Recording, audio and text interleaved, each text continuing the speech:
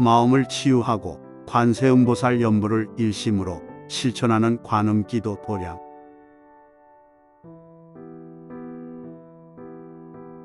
빛나는 수행의 길, 밝은 지혜로 참된 나를 찾는 광명사.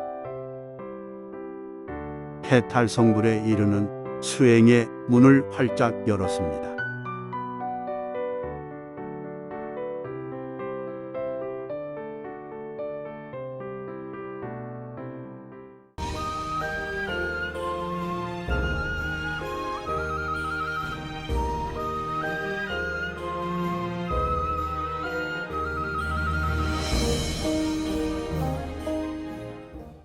그동안 잘 계셨어요? 지난 시간에는 제7 화성유품에 대한 말씀을 드렸어요. 이제 오늘 화성유품에서 숙세인연설, 서가모니 부처님께서 이제 과거부터 너희들을 가르쳐 왔다고 하는 숙세인연에 대한 말씀을 하시고 나니까 많은 제자들이 그 부처님의 말씀을 이해를 했어요. 그래서 제자들에게 이제 수기를 주는 품이 500제자 수기품하고 이제 수항무학인 기품 두 품이에요. 이 두 품에서 500제자 수기품에서는 이제 500제자에게만 수기를 주는 게 아니고 원래 1200의 아라한들에게 주십니다. 근데 이제 500제자들이 특히 비유, 의주의 비유를 들은 거예요. 그래서 500제자 수기품이라고 제목은 이렇게 했지만은 1200 아라한, 그리고 수학무학인기품에서는 2000명의 유학인과 무학인들에게 수기를 줘요. 그럼 이제 합치면은 3200명이죠. 이들에게 수기를 주는 내용입니다. 그래서 이들이 이제 숙세의 인연설을 듣고 뭘 해야 될 것인가를 안 거예요. 그래서 그 내용을 한번 보도록 하겠습니다. 제 교재에는 이제 121쪽이에요. 제7 화성유품에서 서가모니 부처님께서 개현에 대하여, 개삼년일에 대하여 하근인을 위해 숙세인연설을 하셨습니다. 숙세 과거부터 이어져온 그 인연에 대한, 일불승의 인연에 대한 설을 하신 거죠. 이것을 듣고 영예를 한 1200의 아라한에게 이 품에서 수기를 주십니다. 이 품에서 부처님께서 1200의 아라한에게 수기를 주실 것을 허락을 하시고 이 가운데 500의 아라한에게 모두 보명열애로 성불할 것이라고 수기를 주십니다. 수기를 받고 나서 이들 500인은 영예한 것을 구술한다, 표현을 하는 것이죠. 그래서 500제자 수기품이라고 이름을 명칭을 이렇게 지은 것이죠. 실제로는 1200 아라한들이 수기를 받게 됩니다. 자, 형식이나 이제 과문 이 부분은 이제 넘어가셔도 될 것 같고 우리는 이제 내용을 보도록 하겠습니다. 자, 125쪽이에요. 125쪽에 내용 먼저 이제 구르나미 다라니자의 묵념명에 그랬는데요. 숙세인연설을 부처님께서 하고 나시니까 그 많은 제자들 가운데 이 구르나미 다라니자가 펄쩍 뛰어요. 펄쩍 뛰어서 너무나 이제 기뻐서 일어나서 부처님께 와서 예배를 합니다. 갑자기 이제 제자가 하나 뛰어 일어난 거예요. 왜 뛰어 일어났을까요? 너무 기뻐서. 왜 기뻤을까요? 불법이 무엇인지를 아는 거예요. 내가 무엇을 해야 될 것을 알고 부처님의 법이 무엇이라는 것을 아니까 그 순간 너무너무 기쁜 거예요. 이게 어떤 깨달음은 찰나에 깨닫는다고 하는데 한순간 마음에서 기쁨이 확 용솟음 치는 거예요. 그리고 그냥 그 자리에서 펄쩍 뛰어 일어나서 부처님께 가서 절을 하는 것이죠. 아무 얘기도 안 했어요. 구르나미 다라니자는 그냥 너무 기뻐서 뛰어서 일어나서 부처님께서 절을 했는데 그 행동 자체가 일불승을 이해했음을 표현하는 거예요. 그것을 이제 여기 좀 어려운 표현으로 묵념영예라 그래요. 말은 하지 않았는데 이해를 했다는 거예요. 그 이해한 것을 행동으로 표현을 한 것입니다. 그래서 이제 그 부처님께서 이 부르나미 다라니자에게 수기를 주십니다. 이 부르나미 다라니자는 부처님의 10대 제자 가운데 설법 제일이에요. 법문을 제일 잘해요. 정말 법문을 잘합니다. 그래서 125쪽에 부르나미 다라니자의 묵념영해, 명예라는 게 이해를 했다는 거예요. 중요한 부분을, 일불승의 중요한 내용을 이해한 것을 묵념영해라고 표현을 합니다. 부르나미 다라니자는 사리불이 개연의 법소를 듣고 수기를 받는 것을 보았으며, 사리불이 이제 수기를 받죠. 제일 먼저. 그 다음 또한 4대 제자가 개연의 법설과 화택 3거의 비설을 듣고 수기를 받는 것을 보았습니다. 그리고 이제 숙세 인연설을 들은 것이죠. 그래서 부르나미 다라니자는 법설도 듣고 비설도 듣고 인연설도 듣고 세 가지를 들은 거예요. 그런 다음 이제 일불승을 이해를 한 것이죠. 이때 미증유를 얻고, 일찍이 없었던 것을 얻고 마음이 맑아지면서 뛰어올랐다. 곧 자리에서 일어나 부처님의 앞에 나아가 예를 올렸습니다. 부르나미 다라니자의 이러한 모습은 개연에 대한 영해를 나타내고 있습니다. 이해를 나타냈다는 거예요. 저도 이제 이렇게 부처님 법 공부하는 게 즐겁고 재밌고 하는데, 이렇게 이제 공부를 하면서 뭔가 알아지는 이치가 있으니까 즐거운 거예요. 재밌고. 그러니까 공부를 계속 하게 되는 것이죠. 이렇게 이제 뭔가 안다는 것이 정말 기쁜 일이에요. 근데 이제 정말 기쁜 거는 이렇게 경전이나 책을 보고 아는 게 아니고, 선정에서 뭔가 확 깨달아질 때가 있어요. 알게 될 때. 그럴 때 정말 너무 기쁜 거죠. 여러분들도 이제 자꾸 그런 경험을 하셔야 돼요. 그런 게 이제, 여기 또 나오는데, 법피식, 선열식 그런 표현이 있어요. 법피. 부처님의 법을 기뻐하는 거예요. 공부를 하게 되면은 마음이 열려서 알아지는 이치가 있지요? 누가 가르쳐 주지 않아도 아는 게 있어요. 그러면 너무너무 기쁜 거예요. 남들은 모르는데 나는 알아. 얼마나 기쁘겠어요. 물론 이제 남들도 알면 더 좋죠. 어쨌든 뭔가 깨달아 아는 것은 참 기쁜 일인 것 같습니다. 이어서 그는 속으로 오로지 부처님만이 우리들의 깊은 마음의 본원을 알고 계실 것이라고 생각하면서 수기를 청하였습니다. 이렇게 이제 부처님께 와서 예를 올린 것은 저도 이해를 했으니까 부처님 저에게도 수기를 주십시오 그러는 거예요. 부처님은 벌써 다 알고 계시죠. 그래서 이제 부르나미 다라니자에게 수기를 주십니다. 서가모니 부처님께서 부르나미 다라니자는 설법하는 사람 가운데 가장 제일이라고 칭찬을 하셨습니다. 그는 과거와 현재 그리고 미래의 부처님의 시대에 항상 부처님의 정법을 호지하고 선양하는 것을 돕는다. 이 내용을 읽어보면은 서가모니 부처님 시대 때만 설법 제일이었던 것이 아니라 다른 부처님 세상에서도 법을 알리는 일을 했는데 그 부처님 때에도 설법 제일이었다는 거예요. 그래서 부르나미 다라니자는 항상 설법 제일이에요. 무량한 중생을 교화하여 무상보리의 마음을 내게 한다. 왜 설법을 잘 한다고 하느냐? 물론 언변이 뛰어나기도 하겠지만 사람들에게 법을 설해서 무상보리의 마음을 내게 한다는 거예요.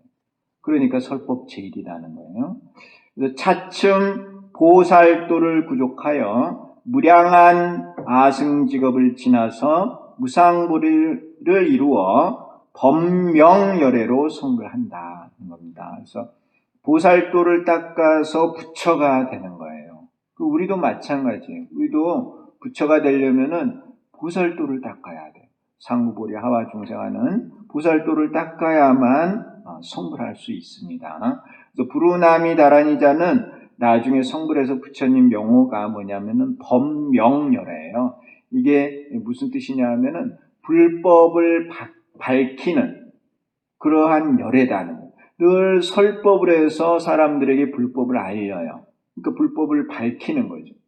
그래서 부르나미 다라니자의 법명이 불명이 법명열에 당하는 거예요. 이렇게 명호가 중요해요. 우리 여기 계신 부사님들 가운데서도 수기 받으신 분들 계시죠?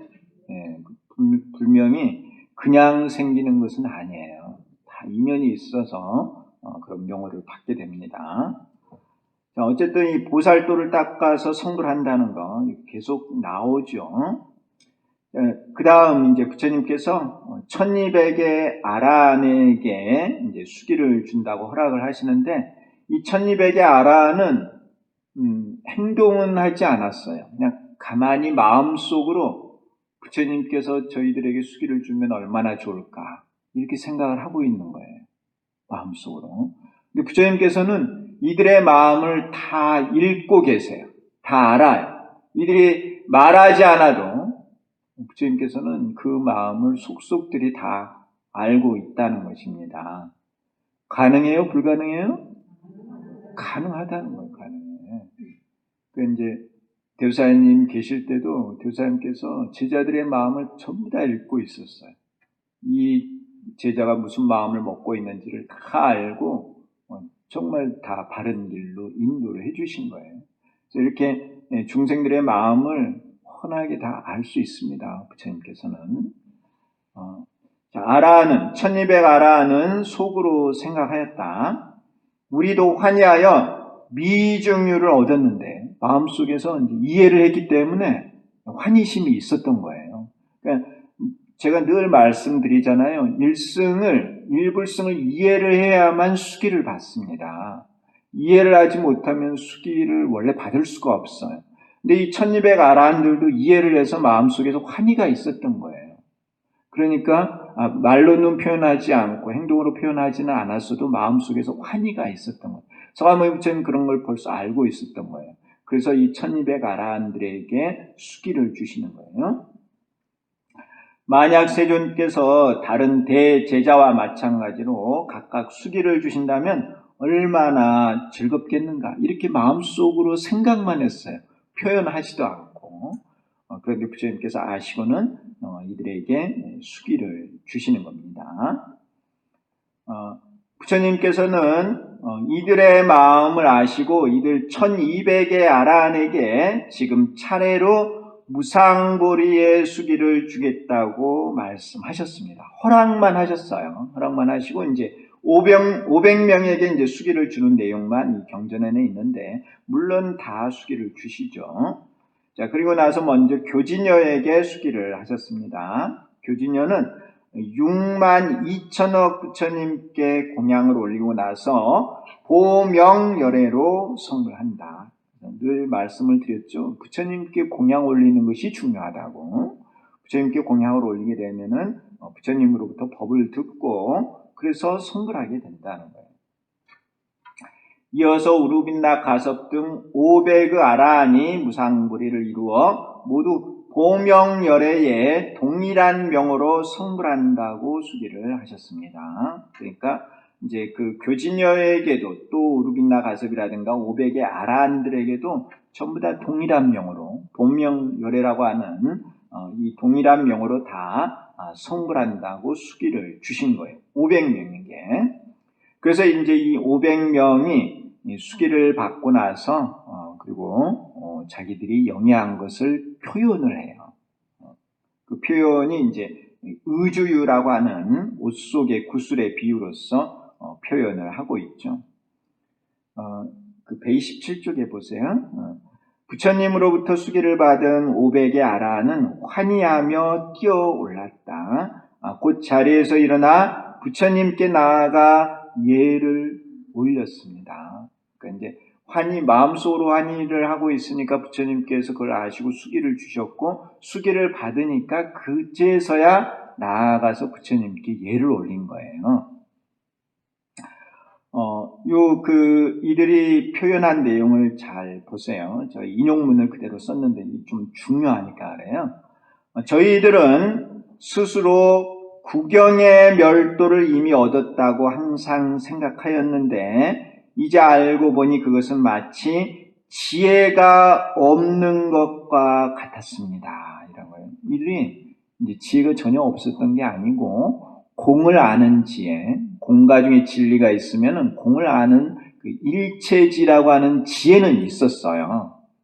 그런데 그 일체지가 이제 모든 다 완성한 국영의 멸도라고 생각을 했는데 부처님께서는 그 일체지가 다가 아니라 도종지 그리고 일체종지, 가를 아는 도종지, 중도를 아는 일체종지가 있느니라. 너희들이 수행을 열심히 해서 일체종지를 얻어야 하느니라는 것을 이제 계사면일의 설법으로 말씀을 하신 거예요. 그래서 이제 처음에는 일체지를 얻고 나서 자기들이 다 얻었다고 생각을 했는데 부처님께서 법설, 비설, 인연설을 통해서 우리들이 모두 일체종지를 얻어야 된다는 그 말씀을 하셨고 이 제자들이 이제 그것을 이해를 한 거예요. 이해를. 그래서 우리들이 수행을 해서 일체종지를 얻어야 되는구나. 그 일체종지를 얻었을 때 국영의 멸도가 되는구나 하는 것을 알게 됐다는 것입니다. 왜냐하면 저희들은 마땅히 열애의 지혜를 얻어야 하는데 이 열애의 지혜가 바로 일체종지예요. 일체종지. 우리가 얻어야 되는 지혜는 무슨 지혜라고요? 예, 열애의 지혜. 일체종지예요. 일체종지. 이거를 우리는 얻어야지 돼요. 우리가 왜 수행을 하느냐? 일체종지를 얻기 위해서 수행을 하는 거예요. 이 지혜를 얻기 전까지는 끝이 아니야. 종점에 도달한 게 아니에요. 반드시 이 지혜를 얻어야 돼요. 이 지혜를 어떻게 얻습니까? 네, 관세음보살을 불러서 이 지혜를 얻는다는 거예요. 우리가 하는 방법은 관세음보살을 부르는 방법이에요. 오늘이 음력 며칠이죠? 내일이 이제 내일이 보름이죠. 그러니까 오늘은 14일이죠. 14일. 14일 플러스 14일은 며칠이죠? 28일이죠. 산수 잘 하시네요. 12월 28일이 이제 상원각 교사님 그 대각을 성취하신 날이에요. 이제 지금 군인사 스님들 안거 기간이죠. 스님들 안거 기간에 항상 대사님 그 대각을 성취하는 날이 있어요. 항상 그때 스님들 안거를 하십니다. 다 이유가 있는 것이죠. 그때 이제 제가 여기 우리 광명사에서 오도기략에 대한 말씀을 드렸고, 그때 이제 대사님께서 대각을 성취하시는 부분에 대한 말씀도 드렸어요. 그래서 이제 제가 한번 여러분들한테 그 기억을 되살리기 위해서 또 말씀을 드리는 거예요. 이제 대사님께서 이제 초가 3칸을 다시 지으시고, 그러니까 50년도에 이제 전쟁이 나서, 6.25 전쟁이 나서 공주로 이제 피난을 가는 사이에 그 8칸짜리 법당이 이제 불에 타거든요. 초토화가 돼서. 돌아오셔가지고, 반년 만에 이제 돌아오셔서 빨리 다시 초가 3칸을 지으셨어요. 그리고는 이제 거기에서, 안거를 하시면서, 수행을 하셔서 대각을 성취하시는데, 얼마나 추워요. 요 근래 좀 추웠죠. 우리 여기 부산은 따뜻한 남쪽이죠. 저 위에는 추워요. 진짜 추워요. 영하 10도가 넘어가요. 근데 이제 그 구인사는 특히 추워요. 또 골짜기라서 바람도 세고. 근데 그 추운 데서 이제 수행을 하시는데, 일주일 전부터 교사님께서 이렇게 행동하시는 게 좀 반연이 달라지셨다는 거예요. 그러면서 이제 그때부터 뭐라고 하셨느냐 하면 대중들에게 그 발소리도 내지 말고 기침 소리도 내지 말고 모두 엄숙하라, 조용하라 하는 거예요. 그래서 왜 조용하라고 하느냐? 이 깨달음은 깊은 선정에서 이루어져요. 그래서 선정의 깊이만큼 진리를 깨닫게 돼 있어요.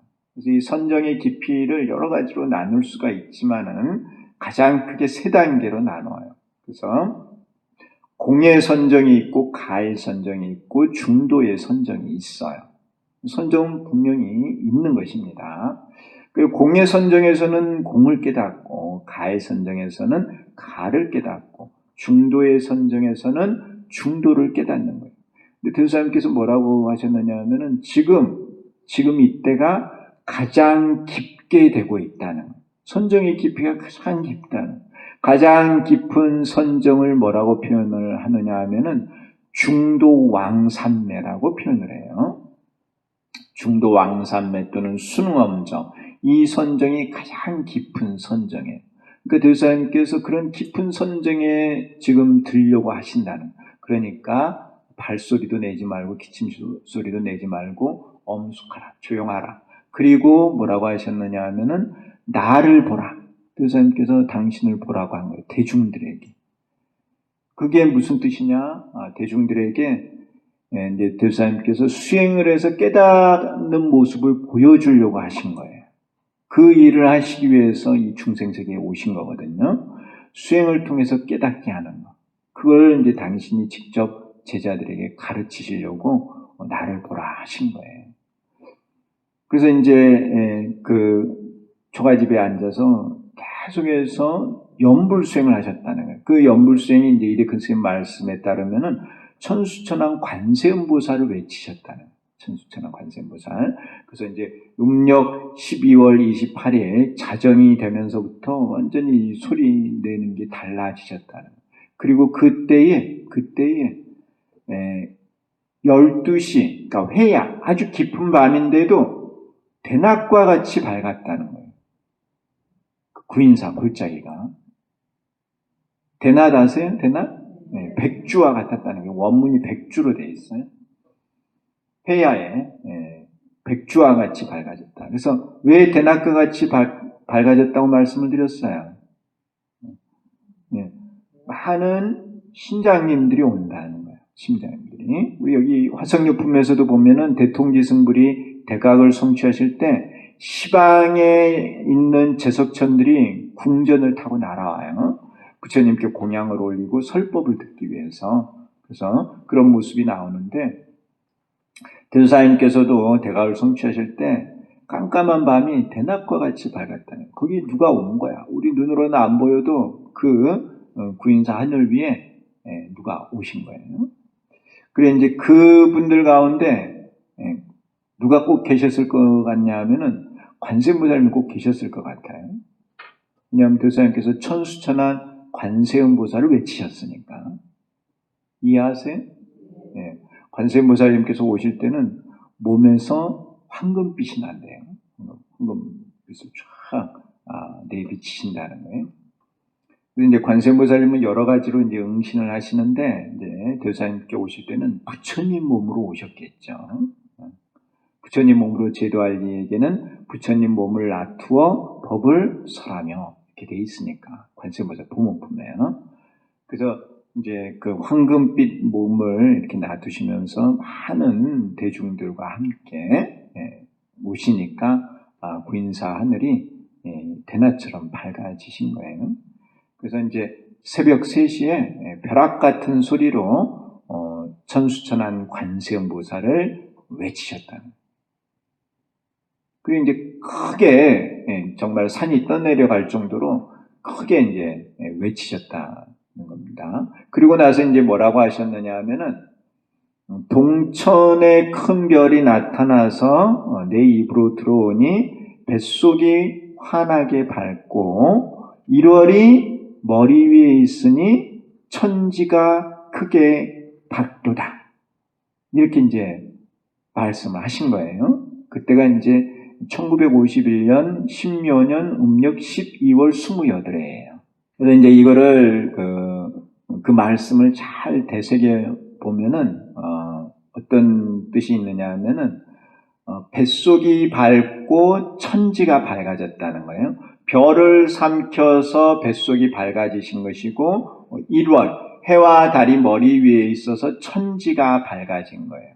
그래서 뱃속이 밝아지는 거를 내백 그래요. 내백. 안이 밝아졌다. 그리고 천지가 밝아지는 것을 외백 그래요. 외백. 밖이 밝아졌다. 그래서 안과 밖이 밝아지는 것을 양백 그래요. 양백. 양백 아세요? 예, 내외의 양백이다 하는 거예요. 그래서 이제 소백산을 해석을 할 때 소백이 내백과 외백, 양백이다 이렇게 해석을 합니다. 그래서 안이 밝고 밖이 밝고 이런 표현인데요. 우리가 이제 공부를 조금 하니까 우리 여기 법화경 공부하시는 분들은 이제 공부를 좀 하시니까 안이 밝아졌다는 것은 무슨 뜻이냐면은 10법계 가운데 6가지 법계가 밝아졌다 그래요. 그래서 지옥, 축생, 아기, 아수라, 인간, 천상 이 세계를 3계 안의 세계라 그래요. 계내라고 이렇게 표현을 해요. 계내. 그리고 3계 밖의 세계, 계외의 세계를 성문, 영각, 보살, 불 이렇게 표현을 합니다. 그래서 안이 밝아지고 공을 깨달아서 안이 밝아지는 것이고 가와 중도를 깨달아서 성문, 영각, 보살, 부처님의 세계가 밝아졌다. 이렇게도 해석을 할 수가 있어요. 그래서 10법계의 모든 법계가 다 밝아졌다. 법계 동랑 이렇게 표현을 하는 것이에요. 자, 이거를 또 우리가 공부하는 이제 이 공가중으로 해석을 할 수도 있습니다. 이제 이 부분을 내가 말씀을 드리려고 하는 거예요. 그래서 이제 천수천왕 관세음보살을 외치고 나서 동천에 큰 별이 나타나서 입으로 들어오니 뱃속이 밝아졌다. 그 별이 들어온 게 공을 깨달았다는 의미예요. 공. 그리고 이제 달. 일월이 머리 위에 있으니 천지가 크게 밝다 했는데 달이 밝아지는 것은 가예요. 가. 그리고 이제 해가 밝아졌다는 것은 바로 중도가 밝아졌다는 거예요. 중도를 깨달았다는 의미입니다. 그래서 이 별과 달과 해가 있는데 어느 게 제일 밝아요? 해가 제일 밝죠. 해가 제일 밝아요. 그 햇빛을 받아서 달이 반사를 하는 거죠. 그리고 이제 별은 조금 멀리 있는데 별도 이제 뭐 자체사실 발광한다고 할 수는 있는데 어쨌든 요 밝기를 보면은 별의 밝기, 달의 밝기, 해의 밝기, 해가 가장 밝아요.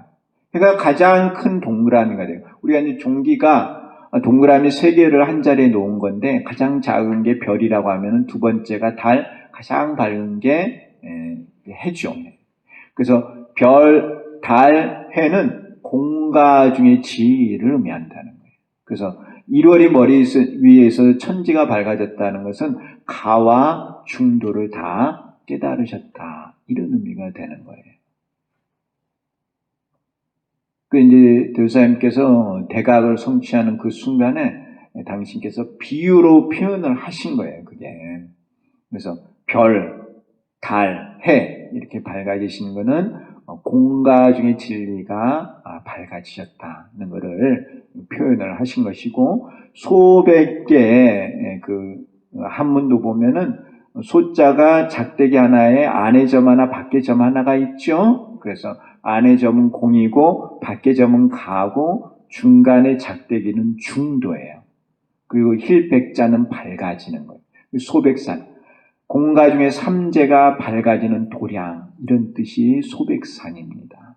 소백산에서 공가 중 삼재를 깨달아서 성불하신 것이죠. 그 성불의 방법은 관세음보살을 부르셔서 관세음보살 부르는 수행을 통해서 공가 중 삼재를 깨달아 성불하셨다는 것을 보라는 거예요. 우리 제자들에게.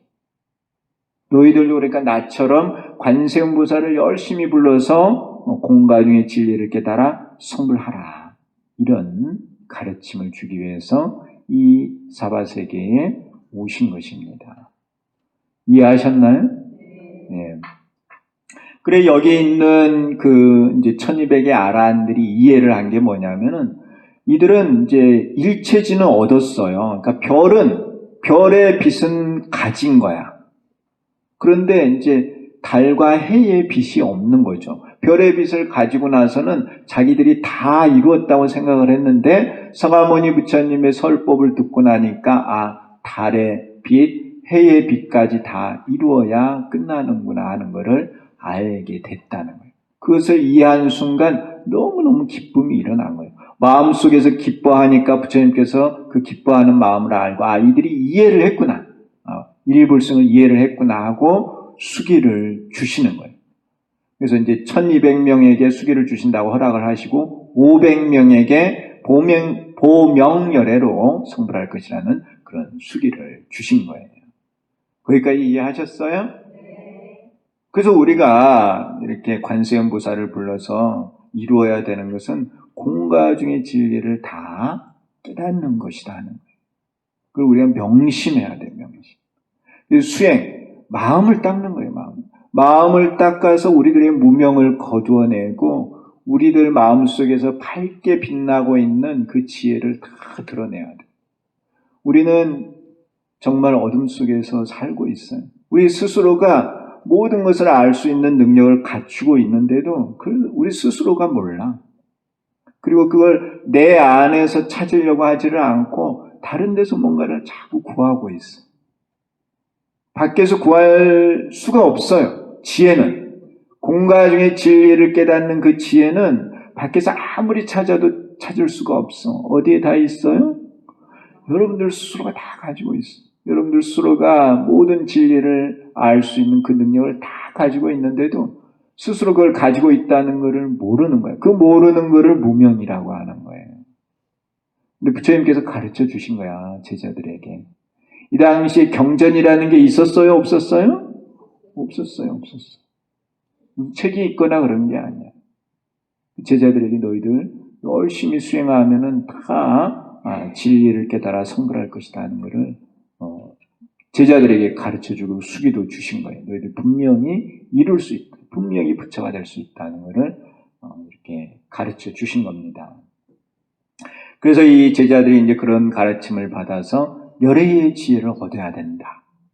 그 방법은 열심히 수행하는 것이에요.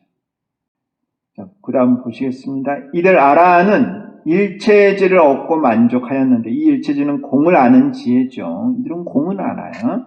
이제 일체 종지, 이게 이제 중도를 아는 지혜예요. 일체 종지를 얻어야 함을 알았다고 하였다. 이것은 개연에 대한 영해, 이해를 나타내고 있다. 500의 아라는 자신들의 영해를, 자신들의 이해를 의주유로 나타내었다. 옷 속에 있는 구슬의 비유로 나타냈어요. 어떤 사람이 친구 집에 가서 술에 취해 눕게 되었다. 술에 취한 거예요. 그리고 누운 거죠. 이때 친구는 공적인 일이 있어서 가봐야 했다. 그 친구 집은 부잣집이에요. 근데 또 공적인 일이 있어요. 그래서 취한 사람이 입고 있는 옷의 안쪽에 무가보주를 꿰매주고 갔다. 가치가 무량한, 가치를 매길 수 없는 아주 귀중한 보배를 꿰매주고 갔습니다. 취한 사람은 그것을 알지 못하고 일어나 유행을 하였다. 다른 나라에 이르러 의식을 구하기 위해 힘써 일하였지만 매우 가난하였다. 사실은 옷 속에 구슬이 있어서 가난하지 않은데 자기 스스로 가난하다고 생각을 하는 거예요.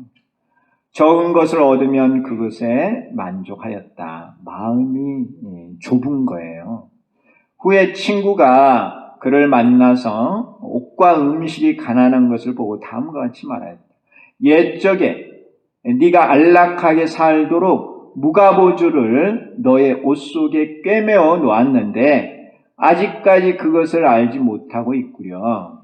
이제 이것으로 필요한 것을 모두 얻을 수 있을 것이네. 이렇게 설명을 했다는 것이죠. 그래서 요 비유를 이제 설명을 드리면은 그 부잣집 친구는 부처님을 말해요. 그리고 이제 가난한 사람은 제자들이죠. 성문의 제자들. 그래서 이제 그 과거에 이제 집에서 만나서 같이 이제 술을 먹게 됐어요. 근데 이 이 부잣집 친구는 술에 취하지 않았죠. 근데 이 가난한 사람은 그 친구 집에 가서 술을 한 잔 먹고 취해서 잠을 잔 거예요. 자, 술에 취한 거는 뭐고 잠을 잔 거는 뭘까요? 뭘 비유할까요? 술에 취해 보신 적 있으세요? 자, 술에 취하면 앞에 물건들이 제대로 보여요? 안 보여요? 좀 흔들흔들하죠? 제대로 잘 안 보여요. 또 갑자기 땅이 확 일어나죠. 땅이 왜 일어나는지 아시죠? 네, 중심을 못 잡아가지고 비틀비틀해서 땅이 확 일어나. 그래서 이 술에 취한 것은 무명혹을 의미해요. 무명혹. 무명 때문에 바르게 못 보는 거예요. 바르게 보면은 실상이 보여요. 실상. 변화하지 않는 참된 모습이 보이는 거야. 술에 취해가지고 막 흔들려. 계속 변화하죠. 정신이 없죠, 막. 또 술 먹고 나면 고통스럽죠. 예. 그리고 이제 잠을 잤다는 건 뭐냐면 죽었다는 거예요, 죽어. 잠에서 이제 깨어나는 것은 다시 이제 몸을 받아서 산 거예요. 이게 이제 숙세 인연설과 관계가 되는데, 화성요품에서 그 500유순을 지나서 보배에 있는 곳을 찾아가죠. 그래서 500유순이라는 게 500일 동안 가는 거잖아요. 그래서 하루를 가고 저녁에 쉬고 또 아침에 일어나서 가는 거예요. 그래서 이제 저녁에 잠을 자는 게 죽은 거야, 죽어. 한 생을 닦고 죽고 태어나서 또 다음 생을 가는 거예요. 그 500유순은 500생을 의미하는 거죠. 그래서 여기서도 잠은 죽음을 의미해요. 죽음. 제가 지난 시간에도 말씀드렸지만은 죽음을 두려워할 필요는 없어요. 죽음은 잠시 쉬는 것과 같아요. 정말로. 그래서 우리가 이 육체를 가지고 살고 있는데 이 육체는 하나의 집과 같아요. 집. 우리가 사는 집. 여러분들도 집이 다 있으시죠? 다 집이 있고 이제 집에서 이제 사시다가 또 뭐 이사를 가시기도 하죠. 집이 영원하지는 않잖아요. 집도 이제 쓰고 버리고 새로 짓든가 이사를 가든가 그렇게 하는 거예요. 그래서 우리가 이제 영혼, 혼이라고도 말을 하고 또 영이라고도 말을 하는데 혼이 이 육체에 머물러 있는 거예요. 그래서 그 혼은 죽지 않죠. 혼은 죽지 않아요. 그래서 이 육체가 이제 죽으면은 혼이 나와요. 혼이 나와서 이제 중유로 있다가 서로 몸을 받으면은 거기에 이제 또 들어가는 거죠. 육체에 들어가서 혼이 또 퍼져서 그 육체 속에서 집처럼 사는 거예요. 혼이 있고 혼의 집이 이 육체예요. 그래서 이제 중유 상태에서 또 이제 몸을 받아서 살다가 또 그 몸이 끝나면은 또 나와요. 또 나와서 또 이제 다른 집을 지어서 가는 거예요. 그래서 내가 지금 이 생에 이렇게 혼을 담고 이 육체를 가지고 살면서 다음에 갈 집을 만들고 있는 거예요. 만들고 있어요. 그래서 다음에 갈 집을 다 만들어야 내가 이 몸을 버리고 그 육체에 들어가는 거예요. 다음에 갈 집을 만들지 못하면 이 육체를 벗어나지 못해요. 이해하시나요? 어쨌든 혼은 이렇게 이사를 가면서 사는 거예요. 우리가 이 육체는 영원한 게 아니니까 잠시 쓰고 버리고 또 새 몸을 받아가요. 그런데 내가 이 한 생을 복을 많이 짓고 착한 일을 하고 그렇게 또 수행도 많이 하고 하면은 다음에 좋은 육체를 받아서 와요. 그래서 더 잘 살 수가 있죠. 큰 일을 하고. 근데 내가 이 한 생을 살아가면서 욕심 부리고 화내고 어리석은 짓을 많이 하고 하면은 다음에 갈 집이 허술한 집을 가요. 약한 집을 가. 고통받는 집을 가는 거예요. 힘들게 사는 거지. 그게 세상의 이치라는 거예요. 그게 불법의 이치예요. 이해하시나요? 우리가 이런 거를 명확하게 안다고 하면은 절대 잘못을 저지를 수가 없어요. 말을 함부로 하거나 행동을 함부로 할 수가 없어요. 이런 이치를 모르니까 그냥 한 생을 게으르게 그냥 살다 가고 그냥 막 그냥 윤리도덕도 없이 그렇게 살다가 가는 거야. 근데 그러고 나면은 반드시 다음 생에 고생하게 돼 있어. 현생에 받든 내생에 받든 언젠가는 잘못을 저지르면은 그에 대한 과보는 분명히 있는 게 불법이다. 거기는 예외가 없어요. 우리가 이거 너무 잘 알고 살아야 됩니다. 예. 어쨌든 우리가 여기 지금 이 비유에서는 500의 아란들이 표현을 하는 것은 술에 취했다는 것은 사물을 정확하게 못 보는 것이고 그것은 바로 무명에 취해 있다는 거예요. 그리고 이제 술에 취해서 잠을 자고 깨어나 보니까 친구는 없어.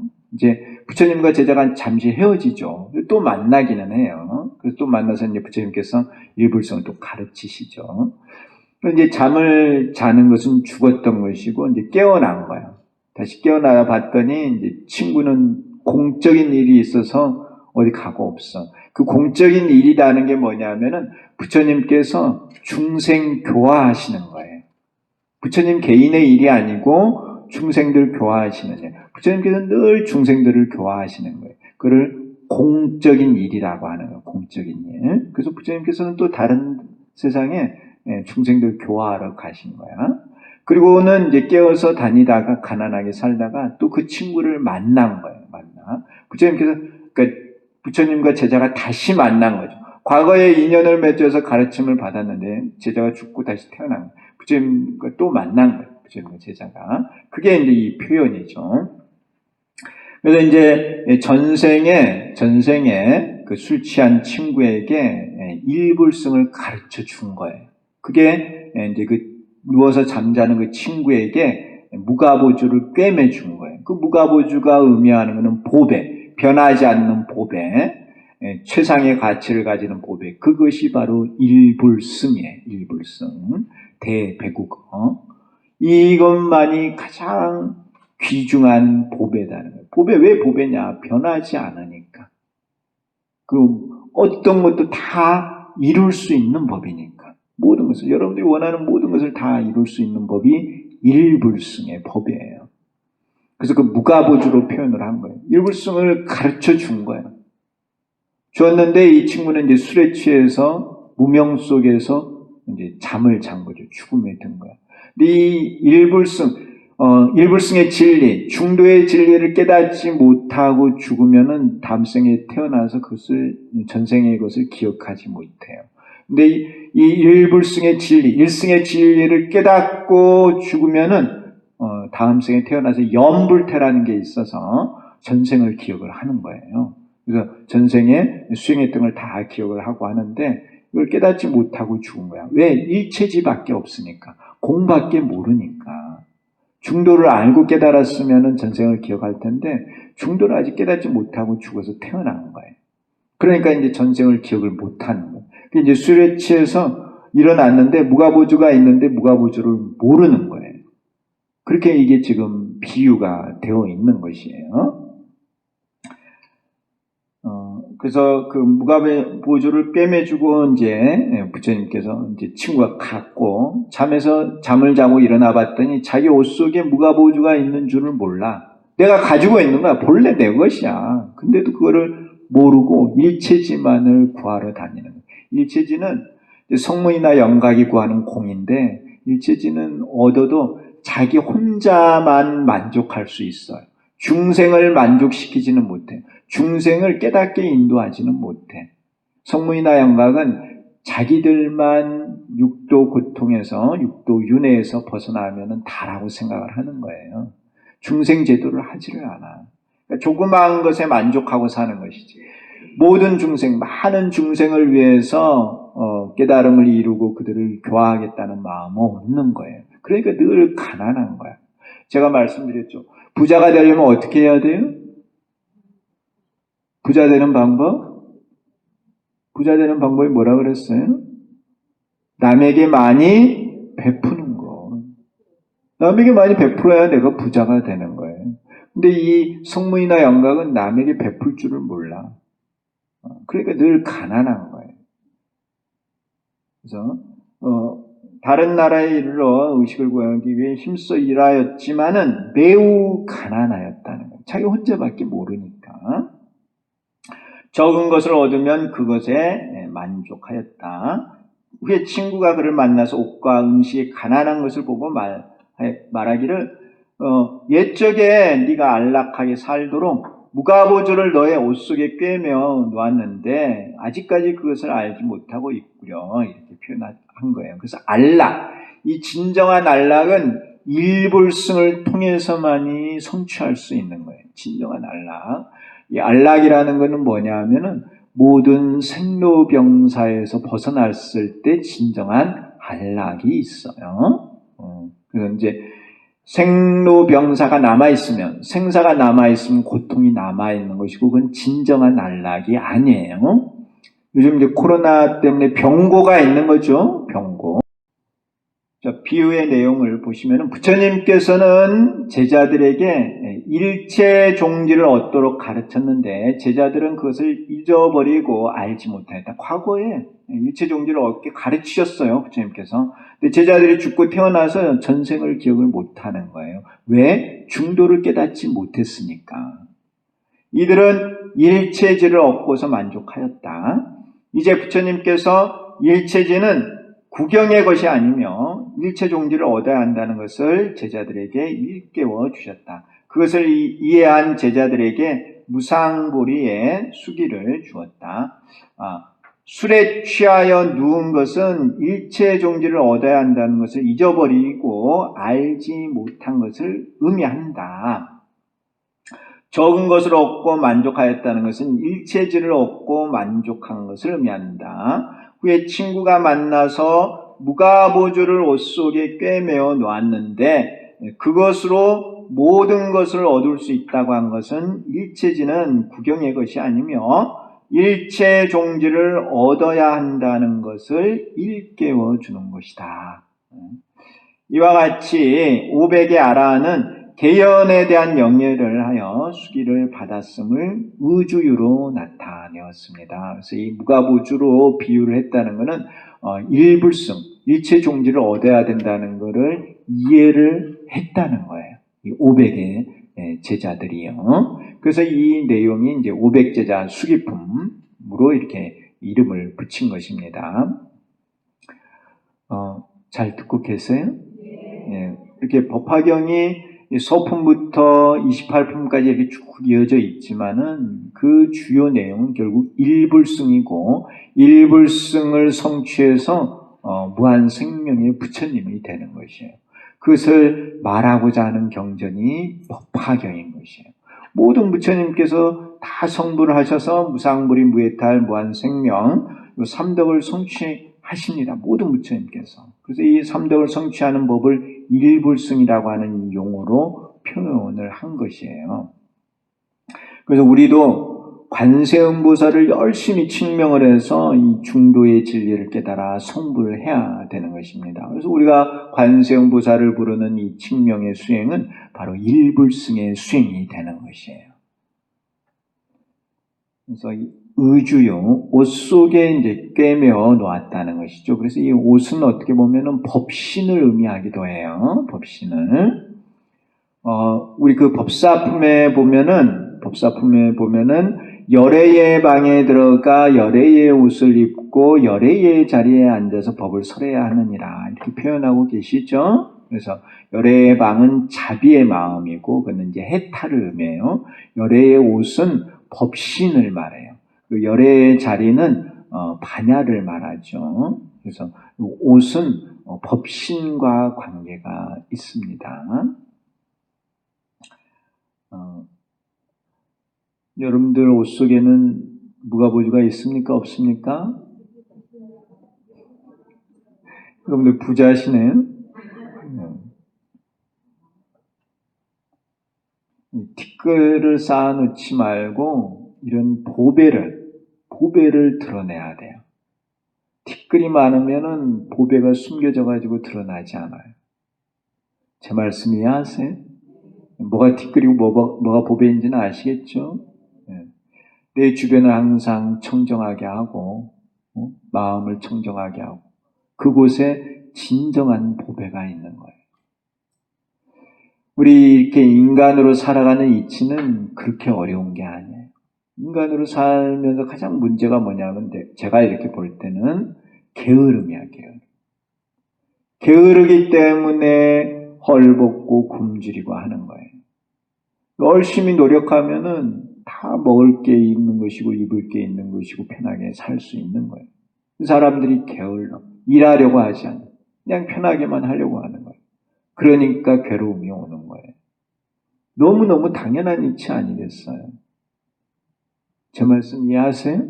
네, 열심히 노력했을 때 주변에서도 도와주려고 하고 하늘도 도우려고 하고 부처님께서도 도와주려고 하시는 거예요. 노력하지 않고 게으르고 삿된 마음을 가지고 사니까 주변에서 도와주지 않는 것이.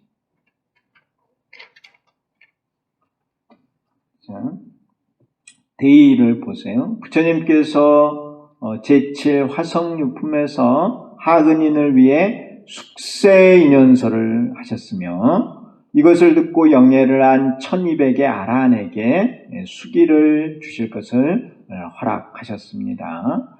그 1200의 아란들에게 수기를 주실 것을 허락을 하셨고 이제 실제로는 여기서는 500명에게 수기를 주신 거예요. 나머지 700명에게 수기를 주는 것은 생략이 돼 있어요. 그렇지만 수기를 주셨겠죠. 여기 기록은 안 돼 있어도 수기를 분명히 주셨다는 거예요.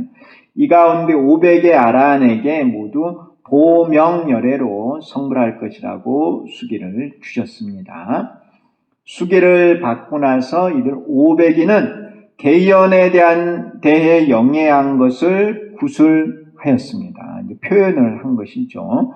특히 취한 사람이 입고 있는 옷의 안쪽에 무가보조를 꿰매주고 후에 그것을 일깨워 주었다고 하는 의주유로 그것을 표현하였습니다. 옷 속에 이제 보배 구슬이죠. 그래서 이제 구인사도 가보면은 아마 인광당 건물일 거예요. 인광당 건물 그 벽면에 보면은 한 사람이 갓을 쓰고 술상이 하나 차려져 있는데 이렇게 잠자고 있는 모습이 있을 거예요. 그리고 이제 관복을 입은 그런 사람이 앞에 이렇게 서서 그걸 지켜보는 그 모습이 있는데 그 모습이 바로 이 의주유를 표현한 거예요. 법화경에. 아셨나요? 이제 벽화가 있는데 이 벽화가 뭔지를 몰라. 그는 이 경전의 내용을 모르니까 그래요. 근데 이 경전의 내용을 알고 보면은 그 벽화 그림을 이해할 수가 있는 거예요. 또 그 그림 이제 다른 쪽에 보면은 사람들이 막 우물 파고 있는 게 있어요. 우물 파고 있는 게 이제 착톱이에요. 우리가 나중에 보겠는데 그 목마른 사람이 우물을 막 파는 거야.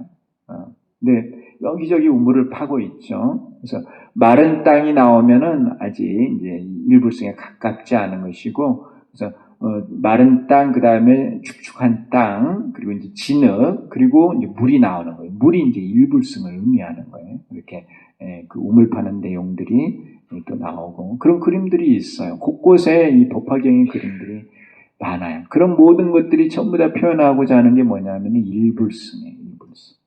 무가보주도 일불승입니다. 그래서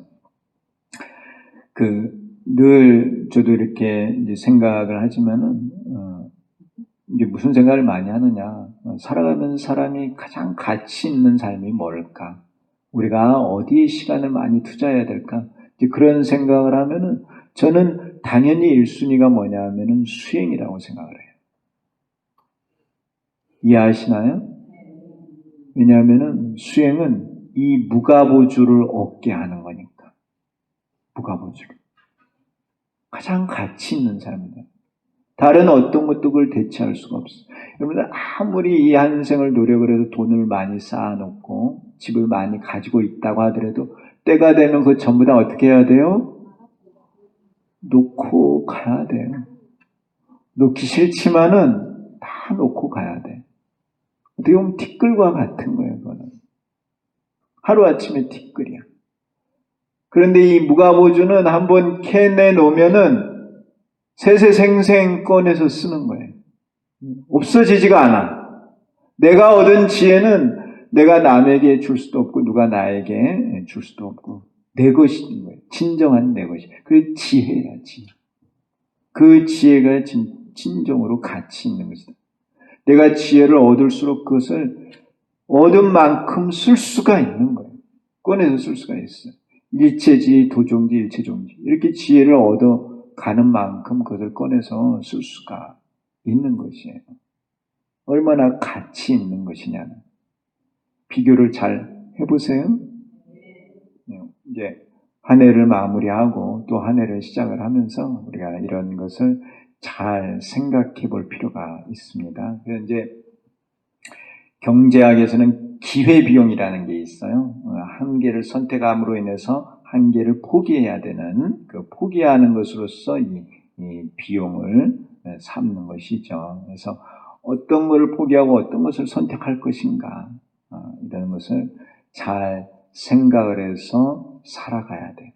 그렇게 하려면은 나름 또 지혜가 있어야 돼. 그래서 우리 여기 광명사분들은 정말 지혜가 있으시고 여러분들은 정말 잘 살고 계세요.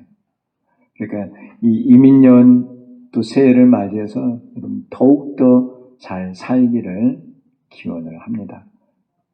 잘 살기 위해서 늘 건강하셔야 됩니다. 늘 조금 일찍 마치겠습니다. 늘 건강하시고 늘 열심히 수행하시기 바랍니다. 감사합니다.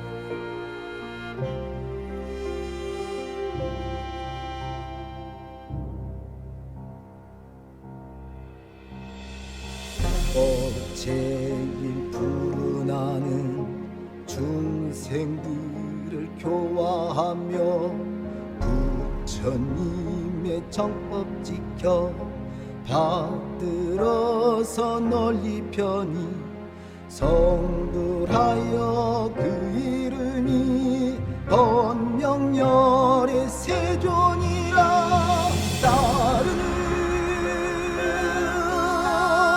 보살대중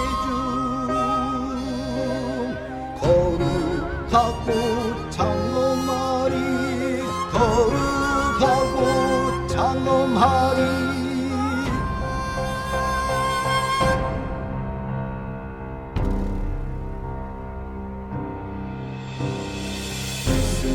승법을 깨달아 보살의 행서원 세운 1200 제자들도 차례대로 수기받아 첫제자인 교진여등 500비구 항의하며 대륙계 80마여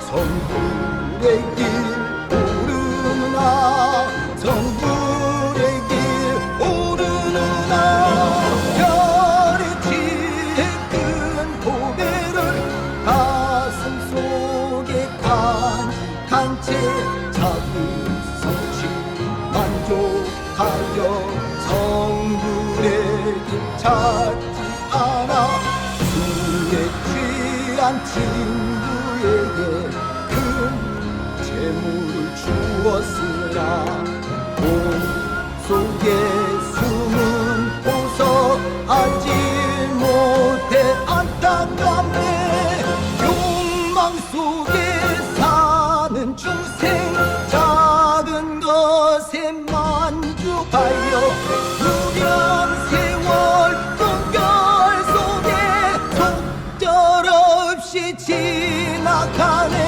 어둠 속에 지혜 광명 우리 갈 길 비춰주니 자기